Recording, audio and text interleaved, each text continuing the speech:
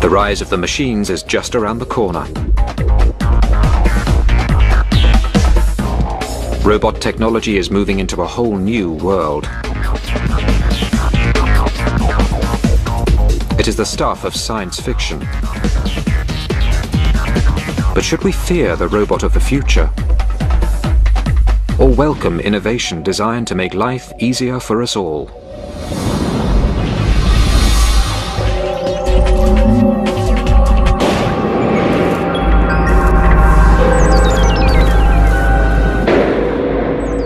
In the near future, robots may run our world. They could manage our cities, our money, even the details of our private lives. They don't have minds of their own, but could they? If they did, what would happen to us? We've seen it at the cinema. Man wiped out by creatures of his creation. For example, in the movie 2001, we had this beautiful spaceship with the state-of-the-art computer technology, and HAL was to carry out all commands given by humans. However, you know how humans are. We're messy. We give sloppy commands, and commands were given to the computer that logically could not be carried out.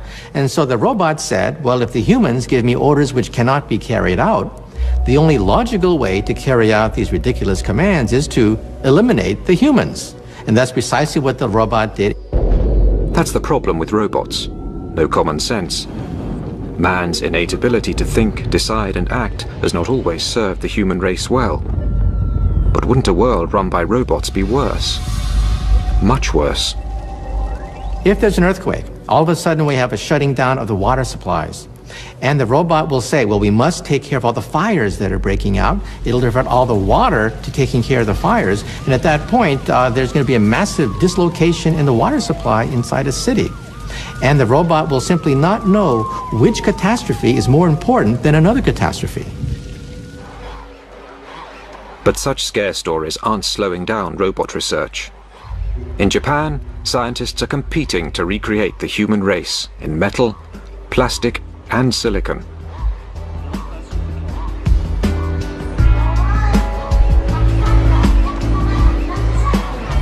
This is Asimo, the first humanoid to walk out of the laboratory and into the real world. It's designed to look friendly, not the kind of robot who'd zap us with a laser.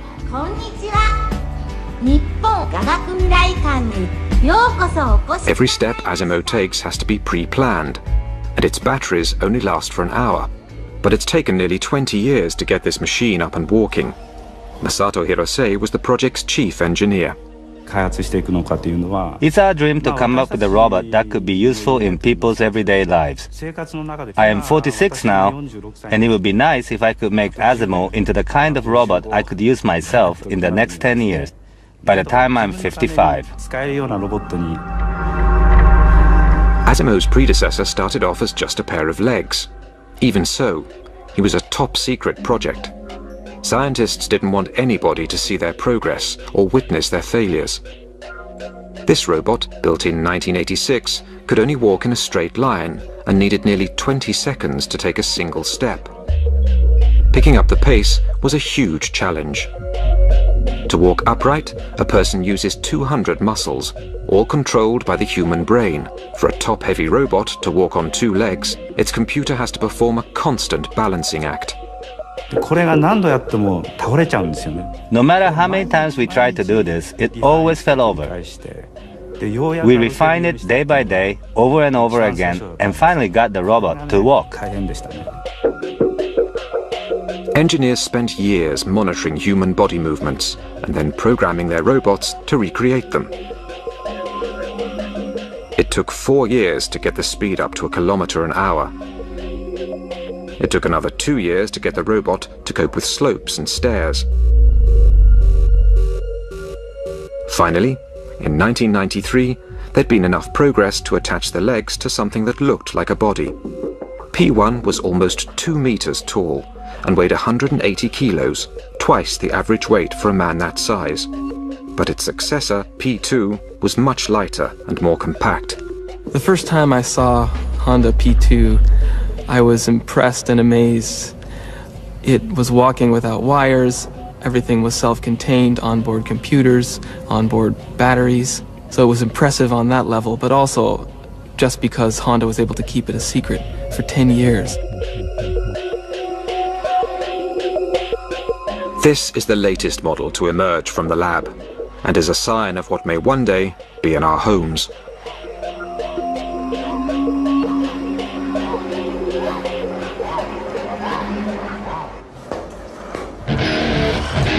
The quest to build the first artificial human is highly competitive. H7 is the result of a multi-million-dollar research project funded by the Japanese government. The objective? The creation of humanoid robots capable of performing complicated tasks, like playing football. Keeping your eye on the ball and kicking it with your feet may be child's play for humans, but it's a major advance for machines.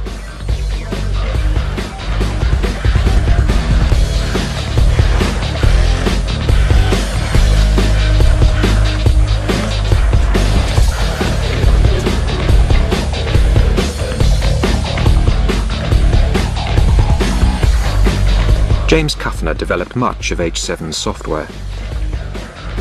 If I tell my daughter to go fetch my keys from the kitchen table, I don't have to tell her, move your left foot in front of the right foot, turn 90 degrees, and then enter the kitchen door. She can do that automatically, and we'd like to get robots to have that level of autonomy. H7 can track the ball with its eyes and make its own decisions about how to follow, catch, or kick it. But there are limits to what it can do of its own accord. H7 may have mastered football, but it's not so good at other sports. A whole new set of software is needed just to get H7 to pick up a bat. H7 doesn't find the bat by using its camera eyes.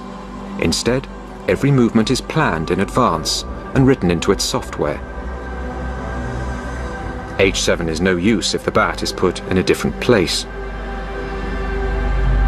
The most intelligent robot in the world still can't match the coordination and agility of a toddler.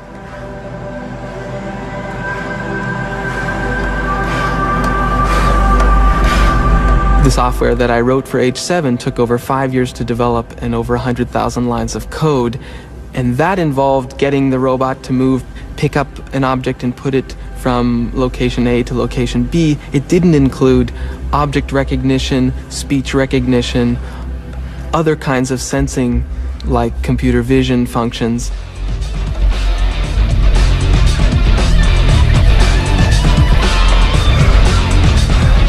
Robotics research has a history of constantly reinventing the wheel. Every time a new machine was developed, they had to write again from scratch the software to control it. So I really believe that we're not going to be able to make progress in robotics without some way to build upon the lessons learned. Despite the challenges, scientists are pushing forward the development of humanoids, believing there will soon be a need for them in the home and the workplace.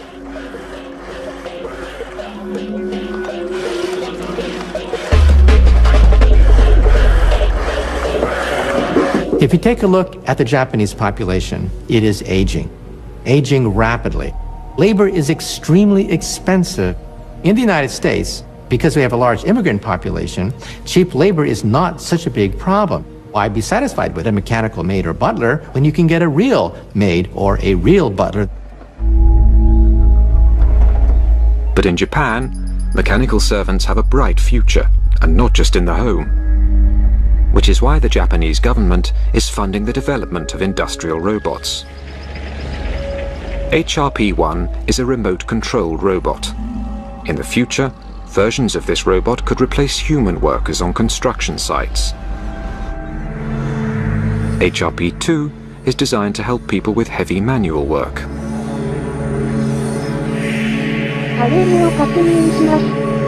It's remotely controlled by instructions given through a headset.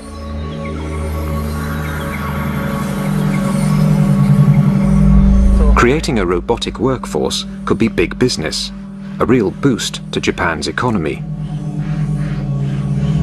But But there are still a few snags to overcome.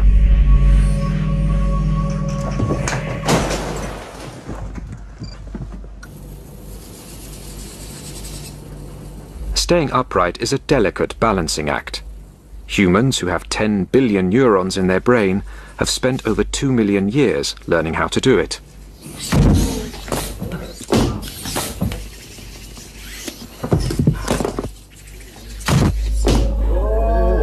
Morph 2 is a miniature humanoid, not always on its toes. Like a human, it can sense when it's off balance, but it's not always successful at compensating. But when it does manage to stay upright, its range of movement is impressive.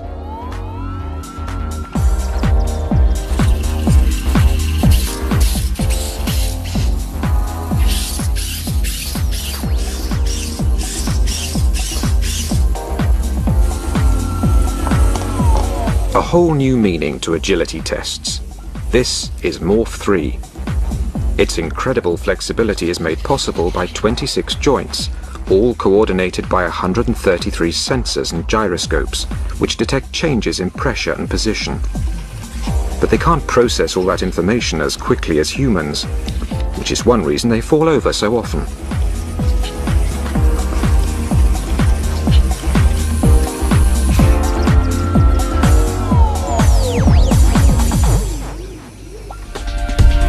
While humanoids are still being developed, other robots are already being put to work. PackBot is a robot designed to help the police or armed forces in dangerous operations. One of the classic situations for the PackBot is a situation where a bad guy has barricaded himself inside a building and a police force is outside looking to make an entry. And they have very little information about what is going on in that building. So the robot is designed to climb stairs, climb into that building, look around, essentially put eyes and ears inside that building, give an idea where the doors are, where the stairway is, where the bad guys are, how many bad guys there are, if there are good guys, and if the bad guys are still alive. PackBot can be controlled from almost a kilometer away. It's a versatile robot, equipped with cameras, microphones, infrared sensors and sonar. The satellite navigation system tells its operator where it is, as well as the roll and pitch of the terrain. We're looking at adding chemical sensors, bomb detection sniffers, mine detection platforms. Basically any kind of sensor that you can come up with, we can incorporate on the back of the robot. PackBot is housed in an impact-resistant aluminium shell that can survive a 3-meter drop onto concrete at extreme temperatures. It can move at speeds of almost 20 kilometers an hour and through 3 meters of water. If it lands upside down, its flippers turn it over. One reason it's so tough, it has no wires that might break or become disconnected. I'm at the landing, clear at this point. Stairway clear? Clear. 1, 2, 3. Go. This is only a police exercise, but PackBot has already seen real-life action, having worked at New York's Ground Zero, helping in the search for survivors. And this is particularly important now where the loss of human life isn't tolerated anymore during war or military action, or civil action for that matter. Scientists are already working on the next generation of PackBots, with even more capabilities. The development of an extending neck will enable the robot to peer around corners. I'm turning the robot. Okay, Tommy, what do you got? 2 people, 1 suspect and 1 hostage. He's got a knife in his right hand. There's a female on the ground. Go.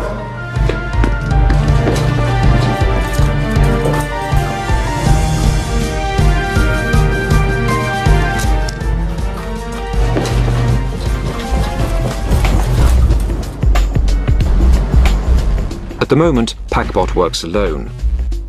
But there are situations when it will be an advantage to have a whole team.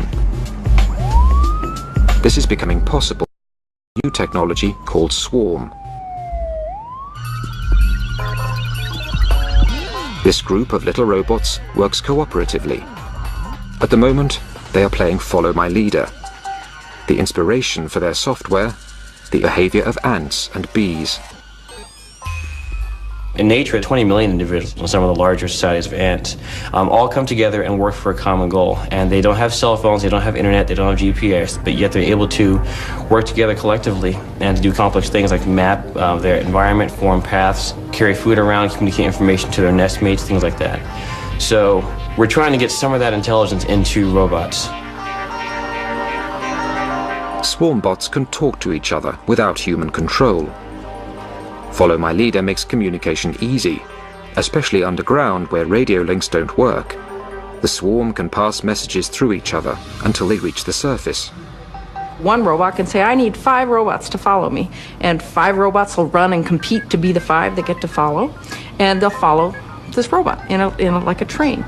If one of the robots fails, maybe its motor dies, or maybe it gets caught in a crevice, the world is very difficult. It doesn't matter, because another robot can just jump in and take its place. Teamwork means the swarm can spread out at speed, covering a wide area quickly. The robots can create an up-to-the-minute moving map of the disaster area. So, for example, you could put a lot of swarm members into a burning building, and they could spread out. And they could all have sensors that say where the hot spots are, where the smoke density is, where people might be found. So you've got this map that's growing very quickly. One robot wandering around could never do that. Ultimately, the goal is to construct thousands of swarm robots, clever enough to take on intricate tasks in difficult environments, such as searching for landmines, rummaging through rubble in the aftermath of an earthquake, or even exploring forbidden planets like Mars.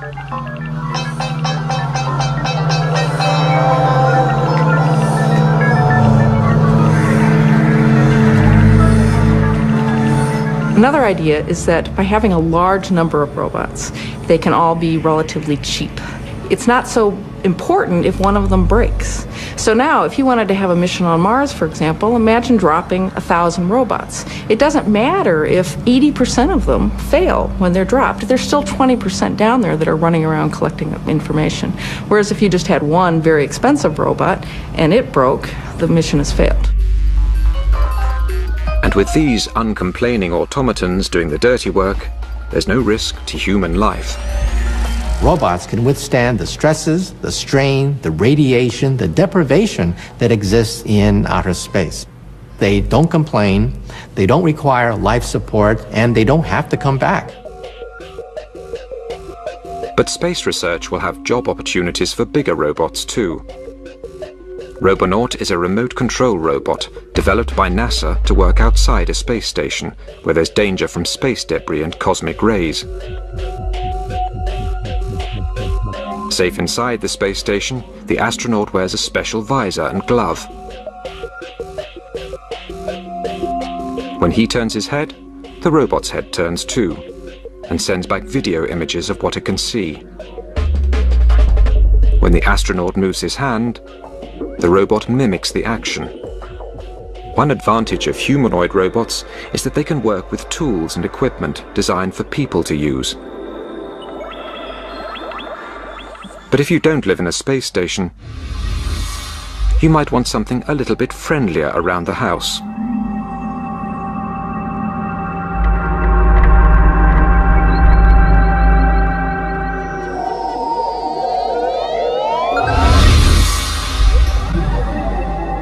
How about a robot that could greet you at the door?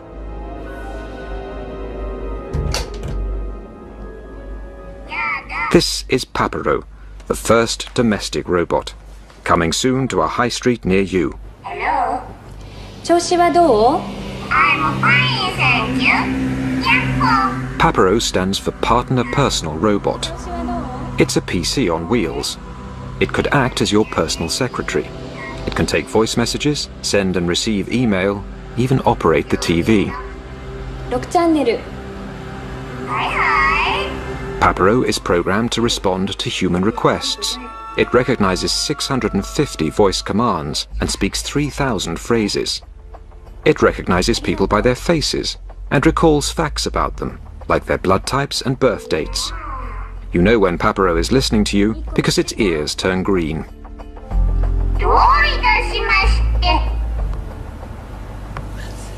Papero can easily be linked to the internet or telephone. This means that humans can check what's happening at home when they're away. For example, if you can't remember whether you turned off the gas cooker, you can use Papero to see pictures inside your house. You can also check on your pets at home. And because Papero is compact and on wheels, it's very stable. It won't crush small children or trip over pets, and if it does bump into something, it's unlikely to do any damage. Papero likes to be stroked. This tells it that you're pleased, and it remembers its good behavior for future occasions. And if you need a dancing partner, Papero is definitely for you.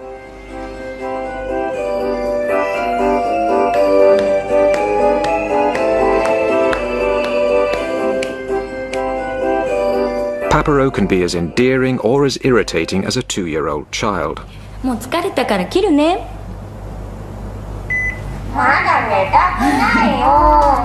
But it has one great advantage over any toddler.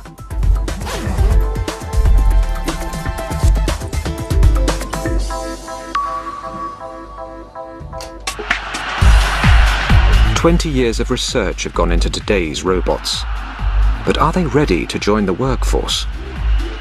Our robots today have the collective intelligence and wisdom of a cockroach, a retarded cockroach, a lobotomized retarded cockroach. However, because of the doubling time of computers, I think that by the year 2020, we may have robots that are as intelligent as mice, perhaps as intelligent as a dog. If robots are really going to be useful, they're going to have to learn how to learn. The dream of developing a human robot has endured for decades, and substantial progress has been made. Now they can talk, walk, and sometimes outsmart us.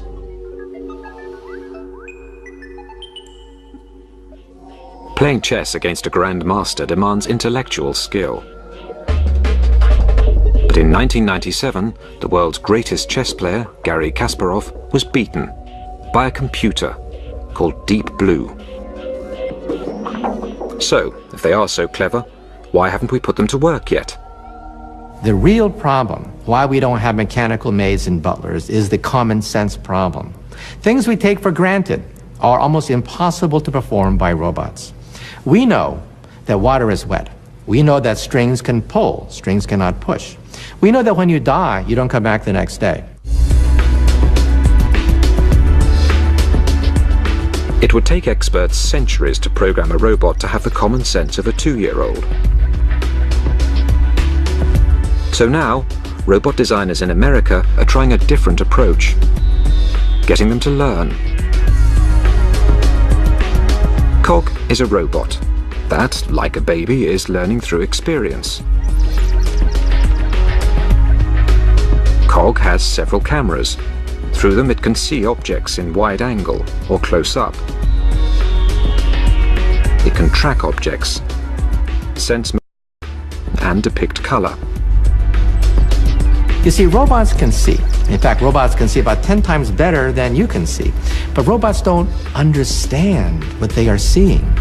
They don't understand anything more than lines and simple geometric patterns. At first, Cog didn't know where its arms stopped and where an external object began.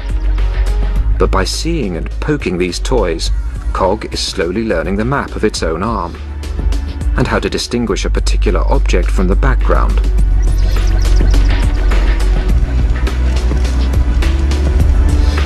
Cog now knows that cars move forwards or backwards, not sideways. So, even when the car is placed in a different direction, Cog hits it from the front or back. If robots can learn from experience, they won't have to be programmed for every task. But this initiative is still labor-intensive. We'd like to be able to take that robot in the future and show it, here's how to do the ironing. You know, you fold it this way, you do that, and that's how to iron. You do it now. We'd like the robot to understand that, be able to map it to its own body and do the task. This is K1. K1 isn't doing the ironing yet, but it does try to copy its programmer's workout.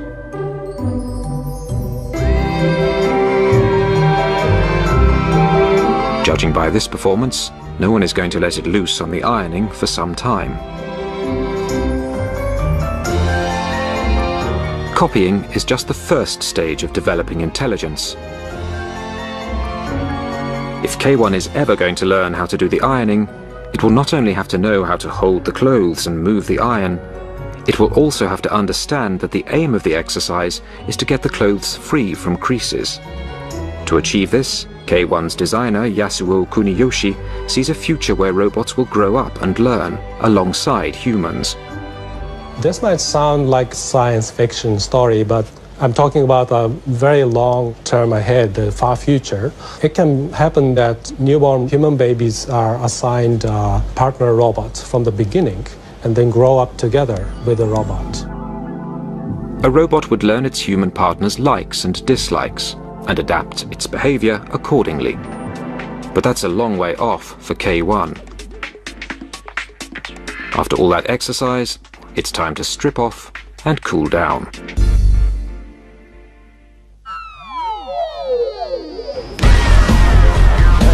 Here. Okay, you go, DB. Now you're playing. Darren Bentivegna is teaching DB to play air hockey. DB's camera eyes have been set up to track the puck's bright colour. So far, so good. As long as the lighting conditions don't change. Now you know how to play it. Alright, getting a little better. But to play the game, DB not only needs to see the puck, but to predict where it will be a few seconds later. That's my score. The puck not always can be seen. Sometimes it goes underneath an arm or it's in a corner. So when this happens, DB cannot see the puck anymore. So it's almost as if you were to play air hockey and somebody was always to do this to you. So you're trying to predict, and then all of a sudden somebody covers your eyes, and then they take your hands away, and now the environment has changed. Yeah, okay, now hug the puck now. Give it up. Once DB has learned how to keep an eye on the puck, it then needs reasoning skills to decide its strategy.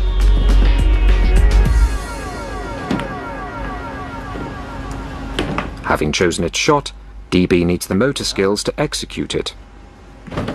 And all these seeing, reasoning and action skills need to happen instantly. The puck waits for no man and no thing. Is it worth all this effort just to teach a robot a game? Through verbal communication, you could tell DB or teach DB new skills as you would teach a person. So, for example, if you wanted to have DB do ironing in your home, you would have DB in the location and you would tell DB, watch DB, this is how we iron. We take the iron, we move it across the clothes, and we look for the wrinkles and we make sure we don't burn. And it would know about all these items through these communications and little by little build up more and more skills. One day you'll be able to play as good as this. Well, I'm hoping you'll be able to play better. But it's very important that, of course, that you teach your robot well and that it learns well, because you can have things as your robot trying to cook your dog or burn your clothes or break your dishes, and of course this is not what we want. If robots could learn and repeat tasks just by watching, they could become invaluable in the workplace. Other developers are taking the concept of a human robot one step further. They hope to produce a robot that not only copies our movements, but also our emotions and facial expressions. Fumio Hara directs the Faced Robot program at Tokyo's Science University. The easiest expression to replicate is excitement. The corners of the mouth move up and the eyes go down slightly.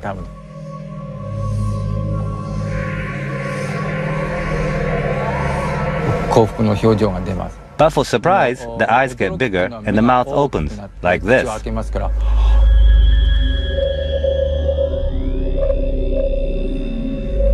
And for fear, you're scared. Everything tightens up, and the eyes are slightly bigger, and the mouth horizontal.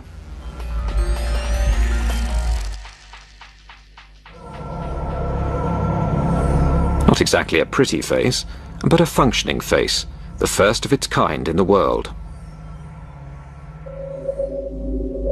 Silicon is stretched over the skull, made up of semiconductors, wires and pistons. The wires have to be positioned in exactly the right place to replicate the muscles in a human face. But expressions like fear, surprise and anger use similar muscles and can be difficult to tell apart. So it's hard to make the silicon look expressive. We call it virtual communication. We just want to find out how well a machine can fool people by creating realistic expressions.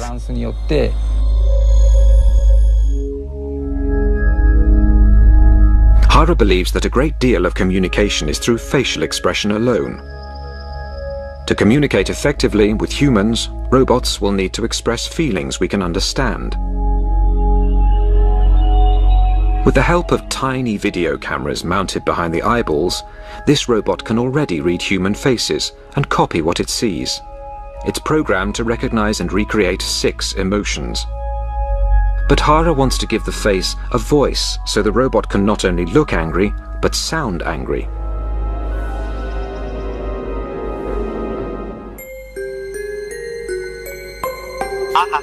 Meet WE4, Mr. Personality.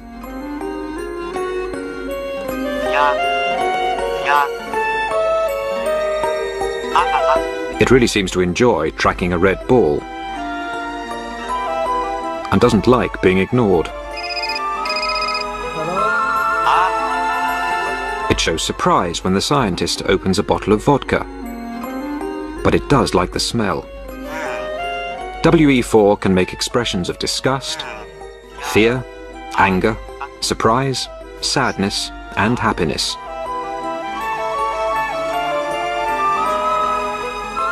Once a robot can express these reactions spontaneously, it will be well on the way to having a personality.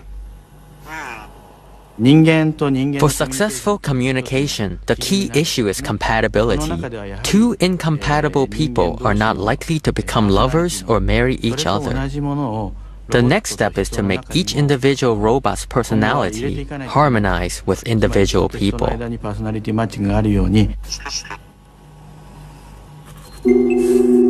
Rodney Brooks is developing a sociable humanoid robot he calls Kismet. Do you want to talk to me today? What do you think? More than that. I'm too close? What if I get this close to you? What do you think? Right now, Kismet is modeling a very young infant who doesn't really have language. So it babbles and does turn-taking, as you can do with a young infant, back and forth. But there's not too many words that it understands, and it can mimic a little bit, and we're having it learn about simple objects by talking to it. Can you see me? Yes. No, it's a bright light, isn't it? You're much more interested in the bright lights than my face today. Come over here.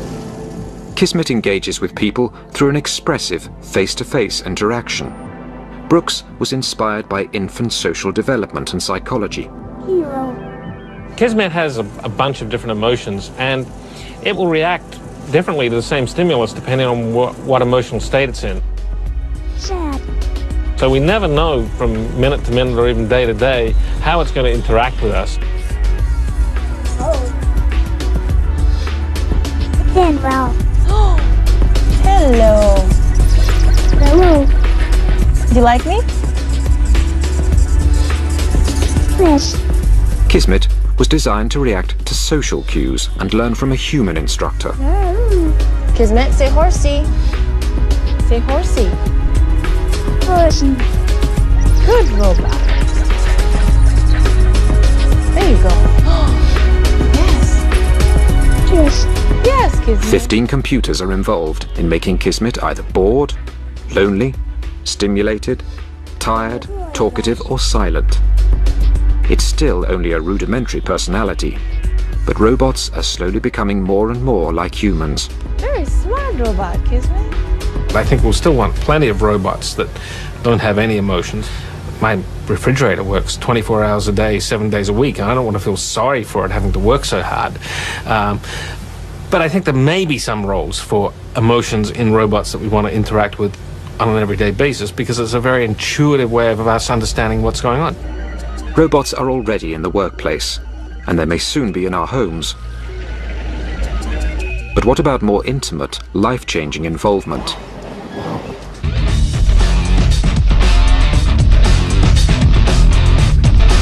Eric Harper looks like anybody else. But one part of his body is completely robotic. 9 years ago, Eric lost his right arm in a printing press accident.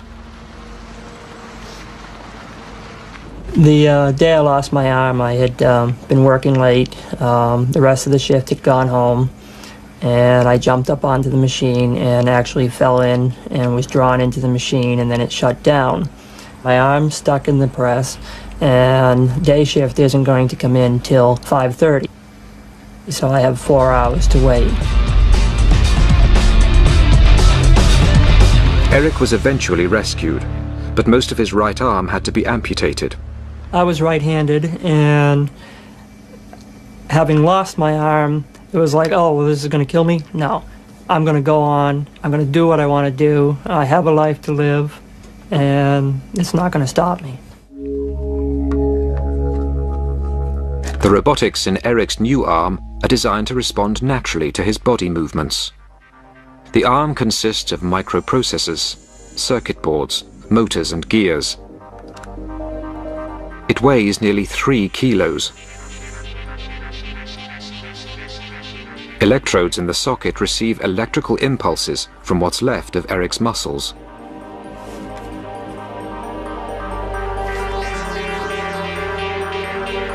A valve seals the vacuum inside his false arm, helping to keep it in place. A computer reads the electrical impulses from Eric's back muscles and bends his robotic elbow, raising his forearm.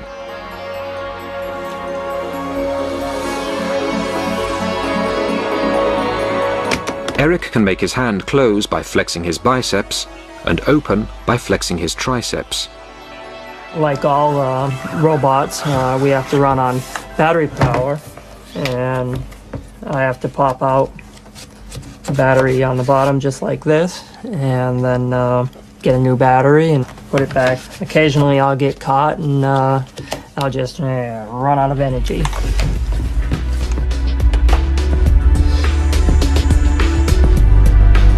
Eric's arm, although not perfect, has changed his life.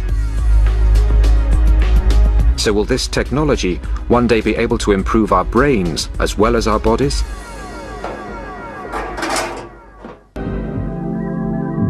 This stroke victim can't move or speak, but an electronic brain implant gives him the ability to operate a computer by the power of thought alone. His thoughts generate electrical activity in the implant, which is picked up by an aerial link to the computer. The signals are then translated into action, and the cursor moves on the screen. The brain is able to communicate with electronic devices really because they speak the same language, which is electricity. A two-way signaling system is being developed so that implants can also receive information from other parts of the body. We want to bring touch into the brain directly using stimulation through arrays of electrodes in the brain. And we think that it will be possible someday for people who are quadriplegic to be able to feel their body again.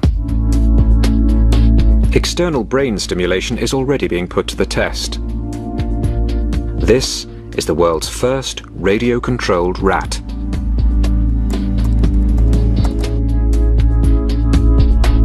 I didn't set out to make Jihad Ninja rats. What we wanted to do was an experiment that gave us a sense about how well animals understand signals that come directly into their brain. Rats have poor eyesight. They use their whiskers to find their way around in the dark. 3 electrical probes, each the thickness of a single hair, were implanted in the part of the rat's brain that picks up signals from its whiskers. The operator can direct the rat by typing commands into the computer. In one way, you could compare the system to a child's remote-controlled car. An operator stands with a laptop and sends out key signals.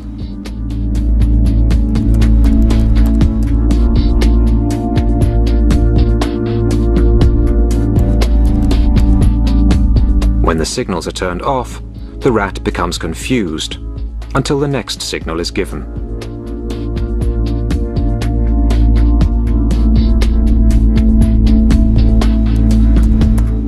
Dr. Talwar believes his remote-controlled rats could be very useful.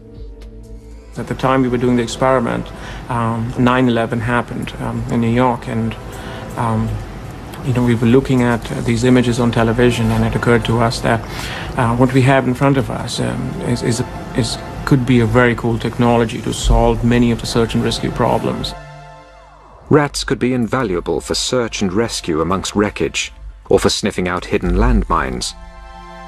Unlike clunky machines, rats are familiar with rough terrain and small spaces. The concept has not been well received by animal rights groups. Such experiments will be regulated and may be limited if they're shown to cause unnecessary harm or stress to the rats and mice. But one day, humans might choose to have brain implants themselves. As the baby boomers of the world get older and older and more scared of falling apart, I think you'll see lots and lots more medical pressure to augment our bodies and improve them through putting direct silicon digital connections inside our bodies. We've seen time and again that what starts out as a technology for helping people who are ill or sick or injured then becomes optional, and the great example of that is cosmetic surgery. It started out for helping people with burns, but now cosmetic surgery has a whole life of its own for improving people's looks and well-being. If this is what we're prepared to do to make ourselves more beautiful, what would we do to be brighter, more talented, more athletic? We could give people supranormal senses. We can give them the ability to have ultrasound. If you have ultrasound, then you can detect the presence of objects near you without seeing them. You might be able to use infrared, which would allow you to see in the dark. You might have supranormal reflexes. You'd be able to hit a baseball coming at you much faster than you can now.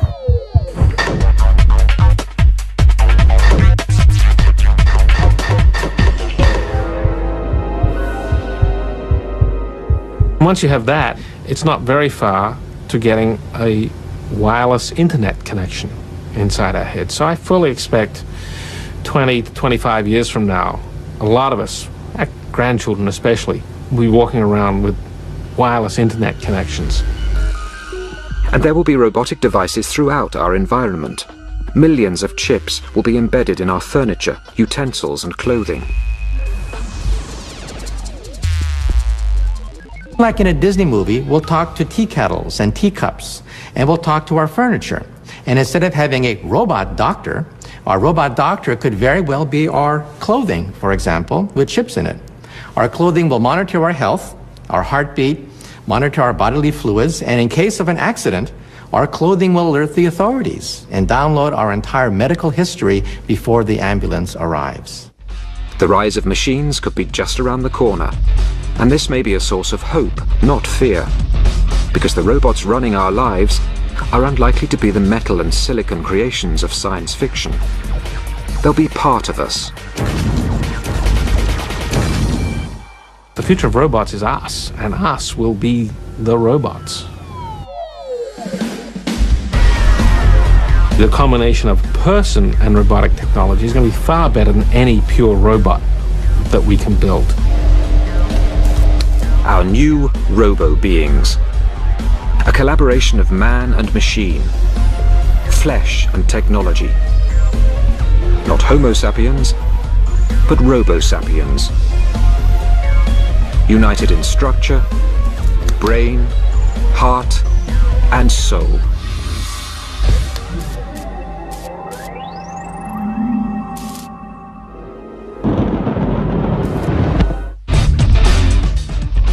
Next tonight, there's a terrifying game of cat and mouse off the coast of Bermuda when American and Soviet subs collided.